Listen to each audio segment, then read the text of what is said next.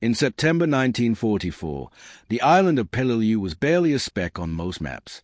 Just 6 square miles of coral and jungle in the western Pacific. To American planners, it was a stepping stone, nothing more. The 1st Marine Division was told the island would be secured in 4 days. The beaches would be taken, the airfield captured, and the Marines would move on. That prediction was catastrophically wrong. The Japanese commander on Peleliu, Colonel Kunio Nakagawa, had rejected traditional defensive doctrine.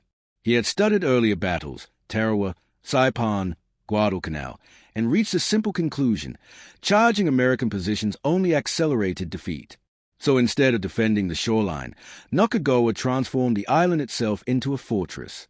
Over 10,000 Japanese defenders disappeared underground.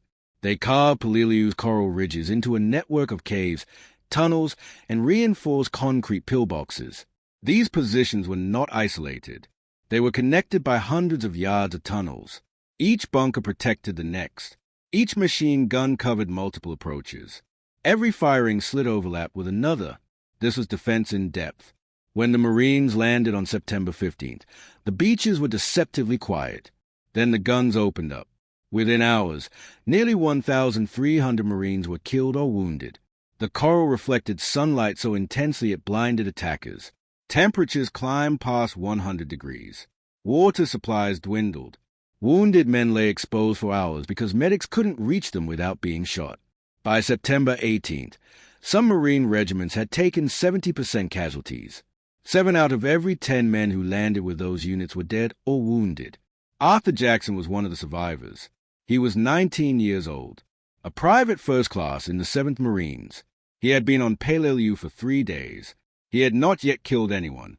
What he had seen instead was repetition: Marines advancing, being cut down, and falling in front of concrete walls that refused to break. The Japanese did not counterattack. They did not panic. They waited. The southern peninsula of Peleliu became a killing ground where progress was measured in yards and paid for in lives. This was the battlefield Arthur Jackson found himself trapped in on the morning of September 18th. At 7:30 that morning, Jackson's platoon was pinned down behind coral outcroppings. Ahead of them stood a large Japanese pillbox built directly into a coral ridge. Every movement drew machine gun fire. Marines could not advance. They could not retreat. Standard solutions were useless. Tanks could not reach the position. The coral ridges were too steep and narrow. Artillery could not be used without killing Marines pinned down in front of the bunker. Grenades bounced harmlessly off concrete. Rifle fire sparked and ricocheted. Bodies lay in front of the firing slits. The mathematics of survival were merciless. A man running across open ground could move about 15 yards per second. Crossing the open space would take 10 seconds. In that time, a single Japanese machine gun could fire 75 rounds. The pillbox had at least 2. Everyone knew what that meant. No one was expected to survive the run. Arthur Jackson knew it too. But he also knew that staying where there were more men would die, slowly, helplessly, one at a time. Without orders, without asking permission, Jackson loaded his Browning automatic rifle, stuffed his pockets with grenades, and stood up. He did not hesitate. He ran. Bullets tore through the air around him. Coral exploded at his feet. Jackson fired from the hip as he ran, not to hit, but to suppress. His round could not penetrate concrete, but they forced the gunners to duck. That bought seconds. Seconds were everything. Jackson reached the blind spot beside the pillbox where the firing slits could no longer reach him. He pulled a white phosphorus grenade and shoved it through the aperture. The screaming began immediately. Japanese soldiers stumbled out, uniforms burning, ammunition detonating around their bodies. Jackson shot them as they emerged. Then came the explosives. 40 pounds of plastic explosives shoved into the opening. Jackson ran. The blast lifted the pillbox off its foundation.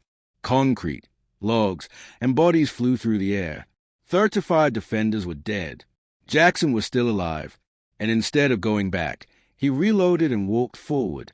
What followed was not chaos. It was methodical destruction. Jackson had spent days watching how the Japanese defenses worked. He understood their blind spots. He understood how firing arcs overlapped and where they didn't.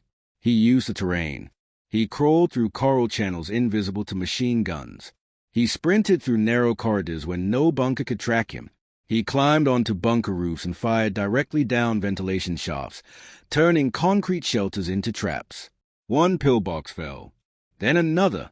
Jackson destroyed 4 bunkers in less than 20 minutes. Marines behind him began moving forward. The defensive line was unraveling. The Japanese responded with discipline. Colonel Nakagawa ordered a counterattack. 40 soldiers moved through tunnels to seal the breach and kill the Marine responsible. Jackson scavenged ammunition from the dead. He reloaded by hand. He prepared to fight again.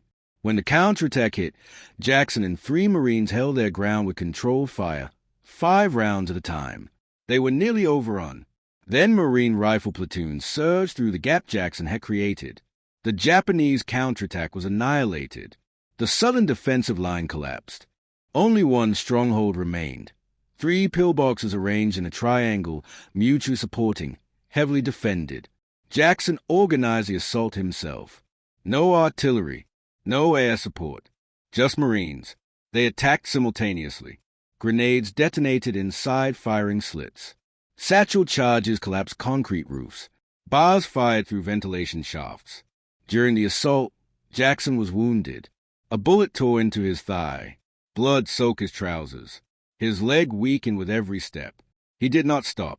The triangle fell. 9 pillboxes destroyed. Roughly 50 Japanese soldiers dead. Jackson could barely walk. 3 pillboxes remained. And still, he moved forward. The final bunker overlooked the landing beach. It had killed Marines since D-Day. Jackson approached with 3 others. One carried a flamethrower. Jackson provided covering fire from one knee as his wounded leg failed beneath him. The flamethrower fired. The bunker fell silent. At 9:33 a.m., the southern peninsula of Peleliu was broken. In 90 minutes, Arthur Jackson had destroyed 12 pillboxes and changed the course of the battle. He survived. He received the Medal of Honor. Then he went home. He became a mailman, raised a family, walked with a limp, lived quietly. Only late in life did he speak about Peleliu, not about glory, but about fear, survival, and the men who didn't come home. Arthur Jackson died in 2017 at age 92. He was not loud, but on one morning in 1944, he did something that should have been impossible.